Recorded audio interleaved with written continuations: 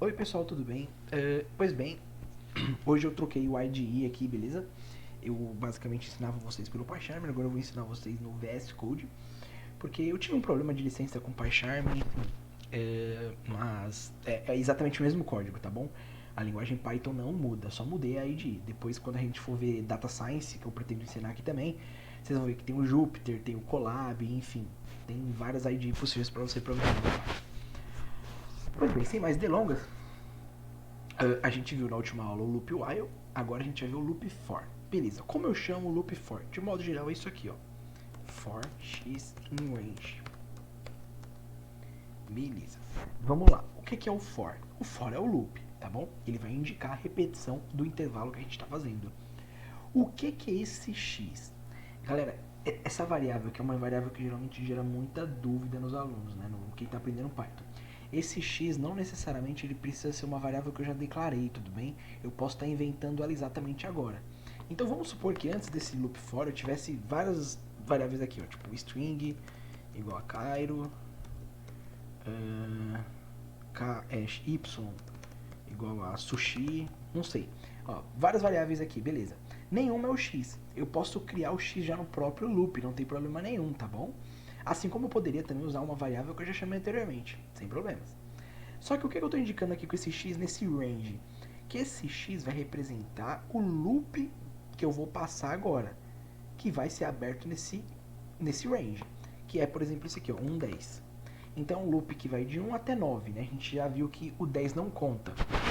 Beleza, então o que vai ser esse x? Vai ser esses números que vão se repetir de 1 até 9. Então aqui, por exemplo, ó, quando eu for escrever dentro do escopo do loop, ó, vê que está indentado. Se eu colocar aqui fora, pessoal, aqui junto, ó, não vai rodar, vai dar erro. Vou dar um run aqui, ó, vai dar erro. Por quê? Porque ó, esse print x aqui, ele não está dentro da função. Eu preciso dar um tab aqui, ó. Agora sim, eu estou indicando que esse print ele está dentro dessa função, não, perdão, desse loop, né? E que loop é esse? É o loop de 1 a 9. Agora sim, vamos dar um run. Run Python file. Aqui está.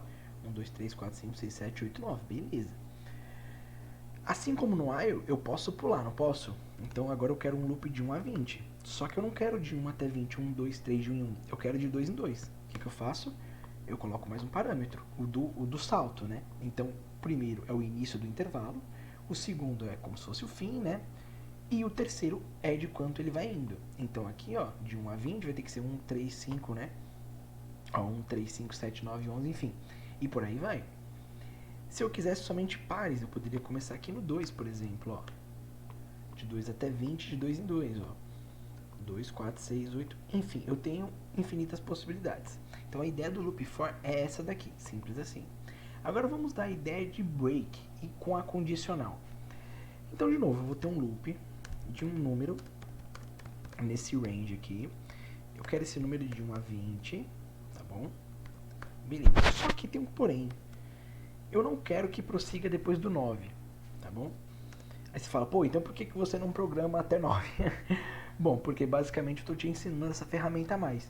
Em alguns programas isso pode não ser possível e você vai ter que utilizar essa tática aqui. Então, se o x, que é o número que a gente está passando no loop, ele for exatamente igual a 9, o que eu quero? Eu quero um break. Ou seja, eu quero que pare esse loop. Se o x for 9, eu quero que esse loop cesse. Tá bom? Beleza, então sabendo disso, ó, vamos lá. Não rodou. Por que não rodou, pessoal? Tá faltando algo muito simples, né? O print. Eu não tô printando os números desse loop. Então eu chamei o loop for, passei a variável x, falei que a variável x tem que ir de 1 a 20, falei que se ela for por acaso 9 tem que parar. Mas eu não tô dando start. O que falta? Eu falta um print x aqui, ó. Agora sim, ó. Ele vai começar no 1, vai vir aqui, vai checar, ó. É igual a 9? Não. Opa, ele vai passar. Vai pro 2. Começa de novo. É igual a 9? Não. Opa, vai passar. Vai pro 3, assim por diante. Quando for 9, ele para, né? Então vamos ver isso aqui, ó. Tá vendo? 1, 2, 3, 4, 5, 6, 7, 8, né? Vou acrescentar um print aqui, ó. Print.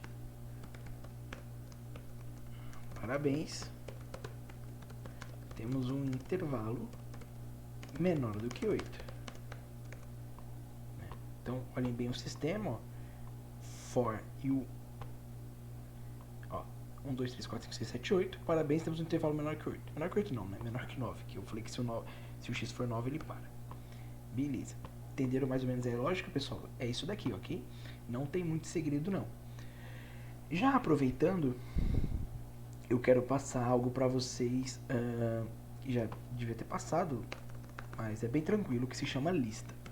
Então, o que é uma lista, pessoal? Uma lista nada mais é do que uma estrutura, né? Que você vai indentar várias palavras, várias strings ou vários números, enfim, dentro dela. Então você não vai precisar ter uma frase do tipo, ó, eu tenho 2 carros, um azul e um vermelho. Isso aqui não é uma lista, tá? Isso aqui é uma string qualquer. Você tá dando o nome dessa variável lista, toda essa frase aqui. Como eu faço para economizar? Eu posso fazer, por exemplo, ó, carros. E eu vou criar uma lista para esses carros. Tá bom? Então a variável carros eu vou criar uma lista. Como eu crio a lista? Aqui, ó. Abro colchetes, beleza? E aqui o pessoal tem que colocar entre parênteses. Então eu quero, então vamos supor carros, né? Fusca, Ferrari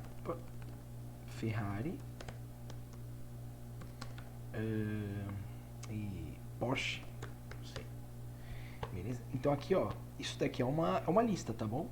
Eu tô colocando valores dentro dela.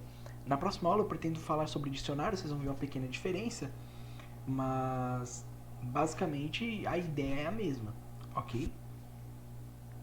Lembra que eu falei pra vocês que o loop for, ele pode percorrer qualquer coisa? E pode mesmo. Então, por exemplo, ó, se eu colocar aqui dentro desse range carros, der um print x, observe o que acontece. Vai dar erro, né? Por quê, pessoal? Porque a lista, ela não pode ser colocada como um range. O range ele é só para números, tá bom? Inteiros. Então a lista, ela é como se fosse um conjunto de strings ou de outros tipos de float, int, enfim. Tem várias possibilidades na lista. Você pode colocar o que você quiser lá dentro. Isso não pode ser dado como numérico. Então o que eu faço? Eu já chamo ela direto. Ó. Em vez de eu colocar no range, eu coloco carros, ó, que é a variável da lista, né? Então, for x em carros, print x. Ó, tá vendo? Fusca, Ferrari, Porsche. Então, o nosso loop for ele pode percorrer qualquer coisa. Só que quando você tem range, isso daqui é um indicativo de numérico. Se você quer passar um parâmetro diferente, você já tem que colocar direto nesse in, tá bom? Você não pode passar como dentro de um range, tá? O loop for, quando você passa depois desse in, ele já entende como um parâmetro numérico, então ele já vai percorrer de um em um, ó, repara, Fusca, Ferrari e Porsche, exatamente na sequência que a gente fez, tá bom? Então era isso, pessoal, agora que a gente viu sobre os loops e sobre as listas, na próxima aula eu pretendo fazer com vocês alguns exercícios, ok? Até a próxima.